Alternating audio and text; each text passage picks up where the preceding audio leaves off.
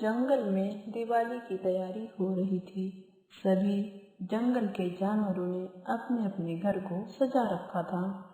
उसी जंगल में सोनपरी चिड़ैया मिट्टी के दिए बेच रही थी। तभी कालू कौवा वहां आता है। अरे सोन चिड़ैया, दिए कैसे दिए तुमने? 50 के 2 दर्जन।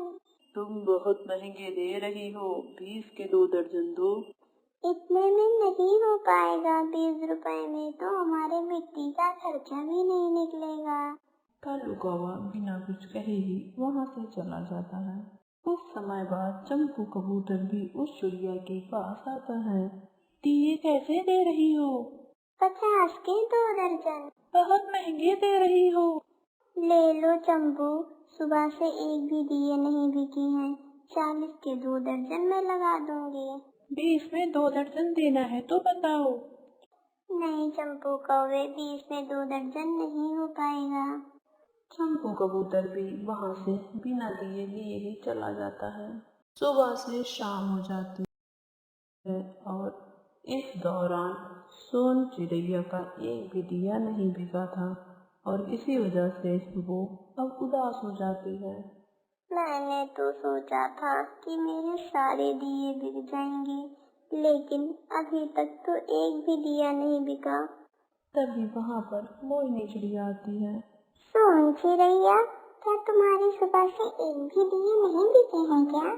सुबह से एक भी दिया नहीं बिका है। कैसे दे रही हो तुम? 50 के 2 दर्जन। ठीक है, 50 के 2 दर्जन दे दो और मैं बाकी पंछियों को भी तुम्हारे दिए लेने के लिए बोल दूंगी। हैप्पी दिवाली हरियाली चिड़िया। हैप्पी दिवाली कालू कौवे। अरे कालू कौवे, चलो मिठाई खाते हैं। ये लो मेरी तरफ से मिठाई। कालू कौवा और हरियाली चिड़िया मिठाई खाते हैं। चलो अब चंपू कबूतर के यहाँ चलते हैं। वो दोनों चंपू कबूतर के यहाँ जाते हैं। चंपू कबूतर उन दोनों को देखकर बहुत खुश होता है। हैप्पी दिवाली चंपू कबूतर। अरे हैप्पी दिवाली कालू कौवे। जंगल में सभी पंछी अच्छे से दिवाली मना रहे हैं। कोई भी सोनपरी चिड़ैया के बारे में नहीं सोच रहा है।